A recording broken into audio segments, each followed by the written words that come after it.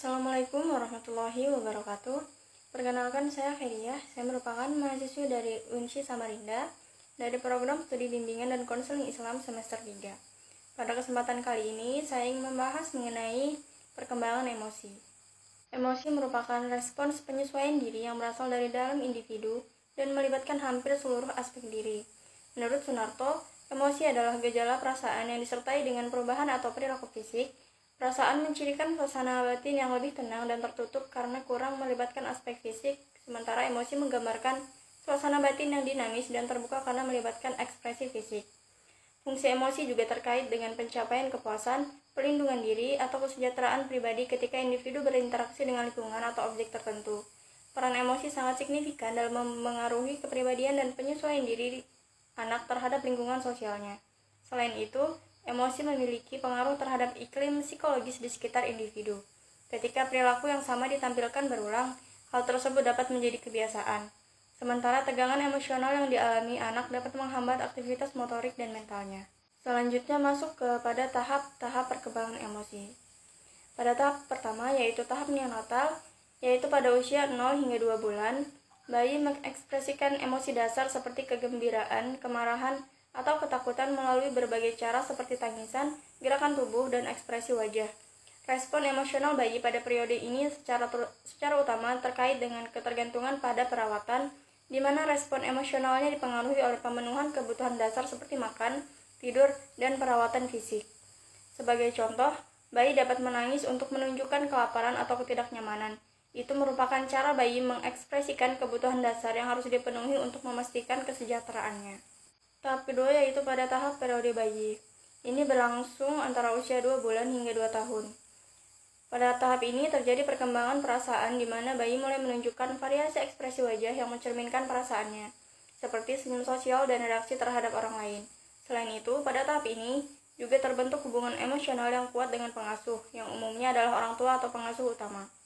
Ikatan emosional ini berkembang sebagai hasil dari interaksi dan perhatian yang diberikan oleh pengasuh, menciptakan dasar yang penting untuk perkembangan sosial dan emosional anak selanjutnya. Contohnya, bayi dapat menunjukkan senyum sebagai respons terhadap kehadiran dan perhatian yang diberikan oleh orang tua, yang merupakan indikator awal dari hubungan emosional yang sehat.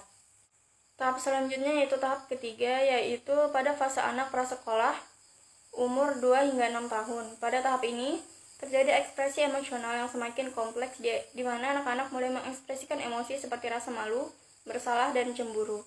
Selama periode ini, terjadi pengembangan pengendalian emosi di mana anak-anak belajar mengenali dan mengelola emosi mereka.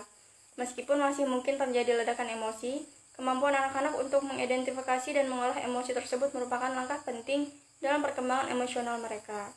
Contohnya, seorang anak prasekolah mungkin menunjukkan rasa malu ketika melakukan kesalahan dan kemudian belajar untuk mengendalikan emosi tersebut dengan memahami bahwa kesalahan adalah bagian dari proses belajar. Pada tahap keempat yaitu fase anak sekolah yang dimulai dari usia 6 hingga 12 tahun.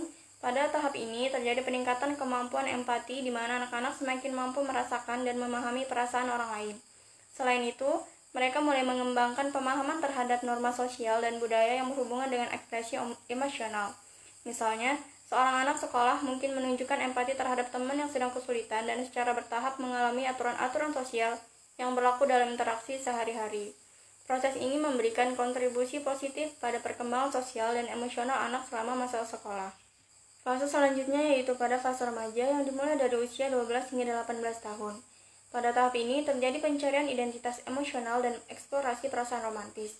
Selama periode ini, remaja sering mengalami fluktuasi emosi yang signifikan, yang dapat dipengaruhi oleh perubahan hormonal dan eksplorasi identitas diri.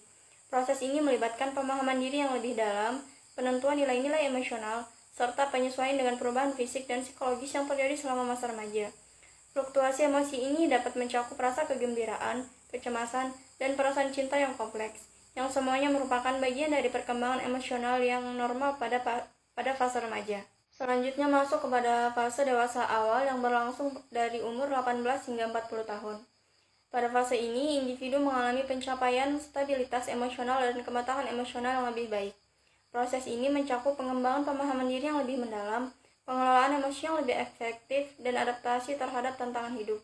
Selain itu, kemampuan membentuk hubungan interpersonal juga meningkat, memungkinkan individu untuk membangun hubungan emosional yang lebih mendalam dan bermakna dengan orang lain dalam berbagai konteks, termasuk keluarga, persahabatan, dan hubungan romantis. Hal ini menandai fase di mana individu aktif terlibat dalam membangun dan memelihara koneksi emosional yang sehat dengan orang-orang di sekitarnya. Selanjutnya masuk kepada fase terakhir, yaitu pada masa dewasa tengah dan lanjut, yang berlangsung dari usia 40 tahun ke atas. Pada fase ini, individu mencapai puncak kematangan emosional ditandai dengan pemahaman yang lebih mendalam terhadap diri sendiri dan pengalaman hidup. Pada tahap ini, terjadi proses refleksi dan evaluasi yang intens, di mana individu merenungkan perjalanan hidup mereka. Mereka mengevaluasi makna emosional dari berbagai pengalaman yang pernah mereka alami, termasuk pencapaian, kegagalan, hubungan interpersonal, dan perubahan dalam berbagai aspek kehidupan. Proses ini membantu individu memperoleh wawasan yang lebih dalam tentang identitas mereka, nilai-nilai yang mereka anut, dan cara mereka merespon peristiwa kehidupan dengan matang secara emosional. Baik teman-teman, itulah yang dapat saya sampaikan mengenai tahap-tahap perkembangan emosi. Saya Feria pamit undur diri. Wassalamualaikum warahmatullahi wabarakatuh.